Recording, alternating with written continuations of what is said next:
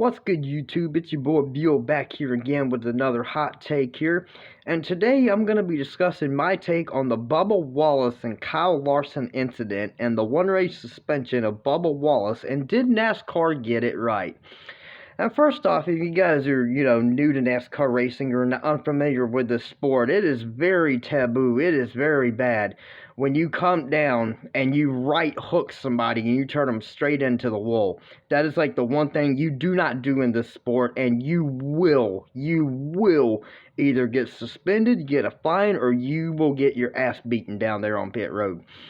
And basically what happened was, you guys have all seen it by now, is that Kyle Larson had a run on Bubba Wallace. He got to the side of him, and he's done this all year. He's done this 2 or 3 times with his teammate Chase Elliott, where he run the guy right up the track. And actually, I've been looking at the replay closely. He never touched Bubba Wallace, but Bubba Wallace, like Bubba said, Bubba don't lift. And Bubba Wallace, being a little hot-headed and not lifting, got him into this situation.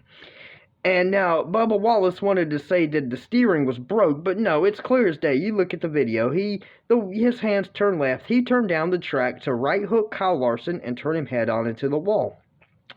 And especially now in these times, given everything with the safety of this car, with his own teammate Kurt Busch being forced to retire and Alex Bowman missing races because of concussions, everybody knows this car is not the safest right now.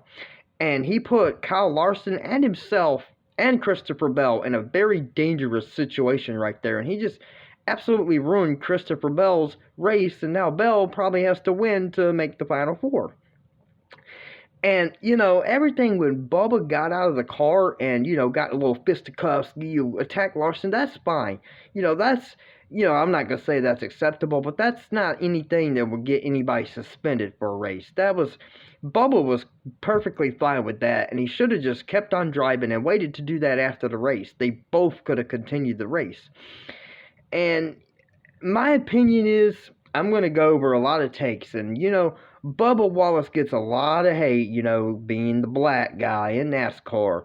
He's got the good old Southern boys and the boomers who want to come after him, and, every little thing he does is just under a magnifying glass after the, Talladega deal that happened a couple years ago during the pandemic. And then on the other hand, you got a leftist woke crowd, that maybe are supportive of Black Lives Matters and a lot of issues that Bubba's been very vocal about. They seem to be like, they won't criticize their driver. They won't, speak up when say, the man was wrong and he deserved the one-race suspension. And Bubba Wallace being such a polarizing figure, he either gets too much hate or he don't get enough hate. And it's like, with Bubba Wallace, it's going to be a big deal, and it's going to, all the shit talkers and all the keyboard warriors are going to come out. But I'm gonna set them both straight. I'm going to tell you what I think. First off, the one-race suspension, I do agree with.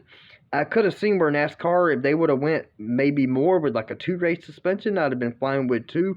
But the 1 race is perfectly fine. I don't think he needed to be parked for the remaining 3 races. I think the 1 race will serve notice, will get attention. I do think the NASCAR got that right. And anyone that doesn't think he should have been suspended, quite frankly, I gotta tell you, I think you're wrong. I really think you gotta just come off of this opinion where, you can't criticize a black man. You can't criticize anybody that's not white. We gotta move off of this. We just gotta judge it for how it happened on the track. And the fact is Bubba Wallace got mad, and he right hooked Kyle Larson, putting him into a dangerous situation. And where I'm going to disagree is with the guys like Kyle Petty and some of these analysts, Jeff Burton and them. I really liked them guys back when they were racing, and when they talked back in the day, they made a lot of sense. A lot of times now, they just don't make much sense. And it's just, these guys have all done it, Jeff Burton did it to Jeff Gordon at Texas, and Kyle Petty did it to Davey Allison, albeit going for the win at the one hot night, the Winston, in 1992. And these same guys have all done it, but they'll come out here, NASCAR wasn't strict enough. No, NASCAR got it right. I'm sorry, Kyle Petty, or anybody else who disagrees with that.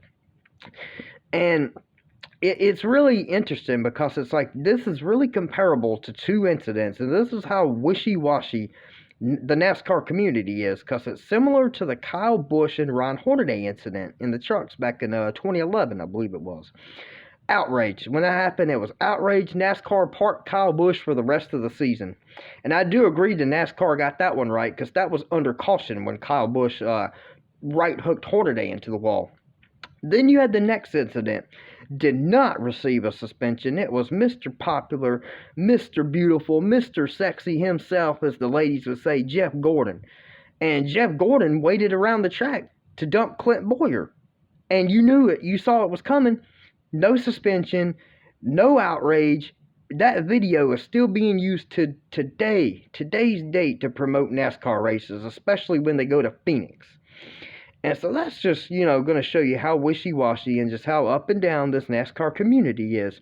But in a nutshell, to simplify things here, NASCAR got it right. Bubba deserved to be parked for one race, and he got parked for one race. He does not deserve to be dropped by McDonald's or banned from NASCAR or any of this ridiculous nonsense that some of you haters out there are saying. And you know why you're saying the same things, and you know what? You need to grow up, and you just need to learn. I don't know. There's no helping that crowd. You're never going to help that crowd. They are who they are. Just, we're not even going to focus on them. But NASCAR got it right. Bubba Wallace deserved the one race suspension.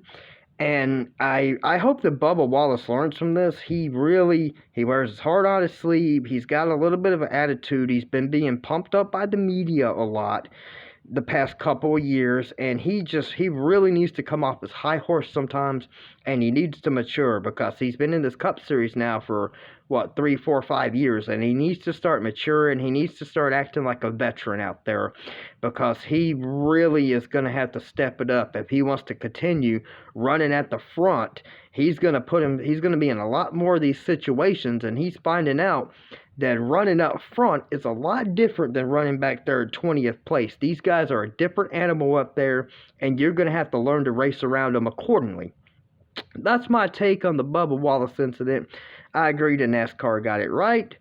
I still support Bubba Wallace. I like Bubba Wallace, and when he's back racing again at Martinsville, I will be rooting for a Bubba in the 45 car to bring home a win or a good finish.